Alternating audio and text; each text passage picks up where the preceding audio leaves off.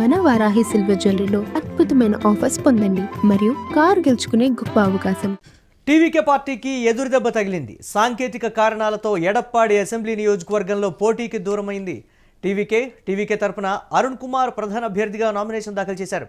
Nomination పత్రాల్లో కేవలం 8 మంది సంతకాలు ఉండడంతో నామినేషన్ తిరస్కరణకు గురైంది. ప్రత్యామ్నాయ అభ్యర్థిగా నిత్యను బరిలో దింపింది టీవీకే. నామినేషన్లో కేవలం 7 సంతకాలే ఉండడంతో నామినేషన్ను రద్దు చేసింది ఈసీ. ఎన్నికల ముందే ఒక స్థానాన్ని కోల్పోయింది టీవీకే. సాంకేతిక పొరపాట్ల వల్ల సీటు కోల్పోవడం విజయ్ అభిమానులను, పార్టీ శ్రేణులను తీవ్ర నిరాశకు గురిచేస్తోంది. అభ్యర్థుల ఎంపిక, నామినేషన్ ప్రక్రియలో తగిన జాగ్రత్తలు తీసుకోకపోవడమే కారణమని కూడా చర్చ జరుగుతోంది. ఎడప్పాడి అసెంబ్లీ నియోజకవర్గం నుంచి పోటీలో ఉన్నారు మాజీ సీఎం పళనిస్వామి. దీనిపై మరిన్ని అప్డేట్స్ మా కరెస్పాండెంట్ కిరణ్ అందిస్తారు. కిరణ్, సాంకేతిక కారణాలని చెప్పాలా లేకపోతే అవగాహన లేకపోవడమా?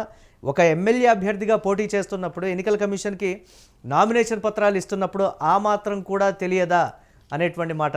దీనికి ఫలితంగా ఒక నియోజకవర్గం సీటు కూడా ఎన్నికలకు ముందే దూరమైనటువంటి పరిస్థితి. ఎలా చూడాలంటారు? అభ్యర్థులు, అవగాహన లేని అభ్యర్థులను విజయ్ సెలెక్ట్ చేశాడని చూడొచ్చంటారా లేకపోతే అనుకోకుండా జరిగినటువంటి సాంకేతిక కారణం కింద దీన్ని చూడాలా? ఎలా చూడాలంటారు?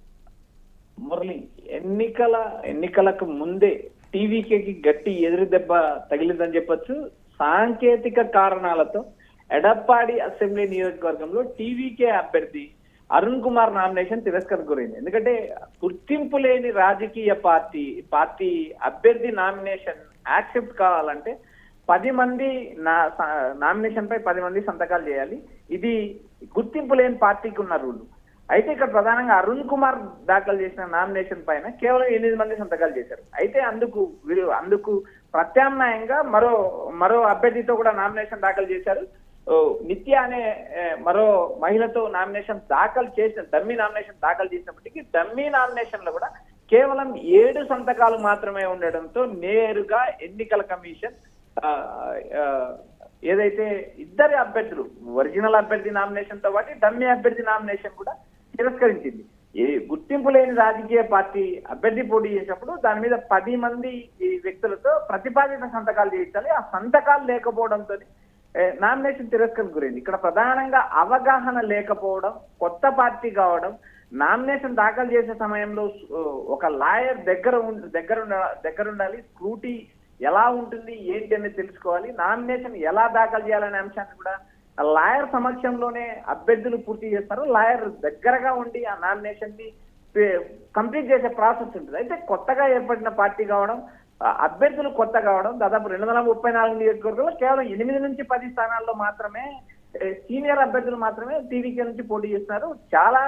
చాలా చోట్ల కొత్త అభ్యర్థులకు అవకాశం ఇవ్వడం, వారికి అవగాహన లేకపోవడంతో నేరుగా ఎన్నికలకు ముందే ఎన్నికల సంఘం ఎఫెక్ట్ తో నేరుగా టీవీకే ఒక సీటు కోల్పోయిందని స్పష్టంగా చెప్పచ్చు. ఇదే ఎడప్పాడి అసెంబ్లీ నియోజకవర్గం సేలం జిల్లాలో ఉంటుంది. ఇక్కడ నుంచి మాజీ ముఖ్యమంత్రి అన్నాడీఎంకే ప్రధాన కార్యదర్శిగా ఉన్న ఎడప్పాడి పళనిస్వామి ఈ నియోజకవర్గం నుంచి పోటీ చేస్తారు. పళనిస్వామి ఇంటి పేరు ఎడప్పాడిగా మారింది. ఆయన వరుసగా పలుసార్లు ఆ నియోజకవర్గం నుంచి గెలిచారు, ముఖ్యమంత్రి అయ్యారు. ముఖ్యమంత్రి కాకముందు పలుసార్లు మంత్రిగా పనిచేసిన అనుభవం ఉంది. అలాంటి నియోజకవర్గంలో టీవీకే నుంచి ఈ నామినేషన్ చేసే అభ్యర్థి చాలా జాగ్రత్తలు పాటించాల్సిందే. అయితే ఆ జాగ్రత్తలు తీసుకోకపోవడం, టెక్నికల్ కారణాలు, అవగాహన లేకపోవడం, ఏదైతే కొత్త పార్టీ కావడం, పలు జాగ్రత్తలు తీసుకోకపోవడంతో ఈ నామినేషన్ తిరస్కరణకు గురైందంటే రాజకీయ వర్గాల్లో ఒక చర్చ నడుస్తుంది. అంటే అవగాహన లేని వ్యక్తుల్ని ఎన్నిక చేశాడు విజయ్ అనేది కూడా సోషల్ మీడియాలో జరుగుతున్నటువంటి చర్చగా కూడా తెలుస్తోంది కదా. ఏంటి, ఇద్దరు అభ్యర్థుల్ని చేసినప్పటికీ కూడా ఆ ఇద్దరూ కూడా సేమ్ ఒకే రకమైనటువంటి అంశం, టెక్నికల్గా అంటే సంతకాలు సరిపోను లేకపోవడం అనేటువంటి మాట. ఇక విజయ్ పార్టీని ఏమి నడిపిస్తాడు ఒకవేళ అధికారంలోకి వస్తే అనేది రకరకాలుగా ఉంది కదా. దాన్ని ఎలా చూడాలంటారు మనం? ఈ డిఫరెంట్ కామెంట్స్. కొత్తగా రాజకీయాల్లోకి వచ్చిన వారికి ఇలాంటివి సాంకేతిక కారణాలు ఎదురవుతూ ఉంటాయి. కాబట్టి వాటిని ఇన్ టైంలో అధిగమించాల్సిన అవసరం ఉంది. ఫర్ ఎగ్జాంపుల్ విజయ్ నామినేషన్ కూడా మనం ఒకసారి పరిశీలించినప్పుడు తిరుచి ఈస్ట్ నియోజకవర్గంతో పాటు పెరంబూర్ నియోజకవర్గంలో కూడా ఆయన నామినేషన్ లో తప్పులున్నాయి.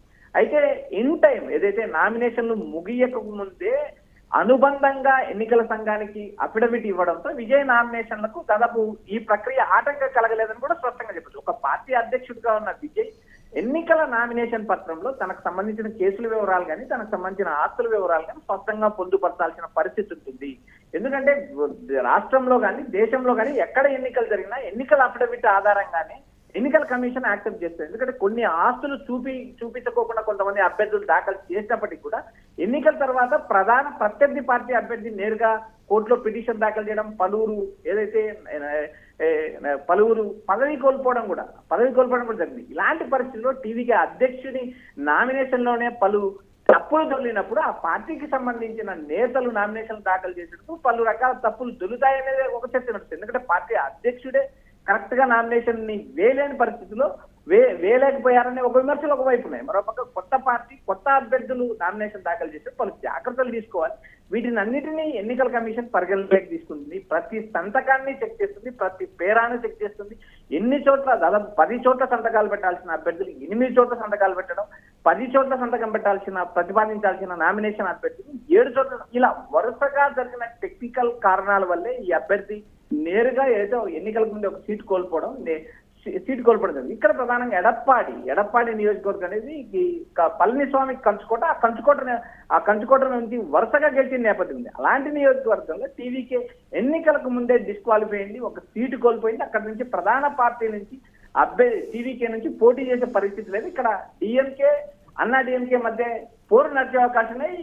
గత ఎన్నికలు అంతకుముందు ఎన్నికలు కూడా మనం ఎప్పుడు పరిశీలించినప్పుడు ఎడప్పాడి పళనిస్వామి కంచుకోవడంలో ఆల్మోస్ట్ అది డిఎంకే గెలిచే అవకాశాలు దాదాపు ఉండవు. మళ్ళీ పళనిస్వామి గెలిచే అవకాశాలు స్పష్టంగా ఉంటాయి. Murali, right, thanks for updates Kiran. ఇక టీవీకే పార్టీకి ఎదురుదెబ్బ తగిలింది. సాంకేతిక కారణాలతో ఎడప్పాడి అసెంబ్లీ నియోజకవర్గంలో పోటీకి దూరమైంది టీవీకే తరపున అరుణ్ కుమార్ ప్రధాన అభ్యర్థిగా నామినేషన్ దాఖలు చేశారు. నామినేషన్ పత్రాల్లో కేవలం 8 మంది సంతకాలు ఉండడంతో నామినేషన్ తిరస్కరణకు గురైంది. ప్రత్యామ్నాయ అభ్యర్థిగా నిత్యను బరిలో దింపింది టీవీకే. ఇక ఆ నామినేషన్లో కూడా కేవలం 7 సంతకాలు ఉండడంతో నామినేషన్ రద్దు చేసింది ఈసీ. ఎన్నికల ముందే ఒక స్థానాన్ని కోల్పోయింది టీవీకే. సాంకేతిక పొరపాట్ల వల్ల సీటు కోల్పోవడం విజయ అభిమానులను, పార్టీ శ్రేణులను తీవ్ర నిరాశకు గురిచేసింది. అభ్యర్థుల ఎంపిక నామినేషన్ ప్రక్రియలో తగిన జాగ్రత్తలు తీసుకోకపోవడమే ప్రధాన కారణమని కూడా చర్చ జరుగుతోంది. ఎడప్పాడి అసెంబ్లీ నియోజకవర్గం నుంచి పోటీలో ఉన్నారు మాజీ సీఎం పళనిస్వామి.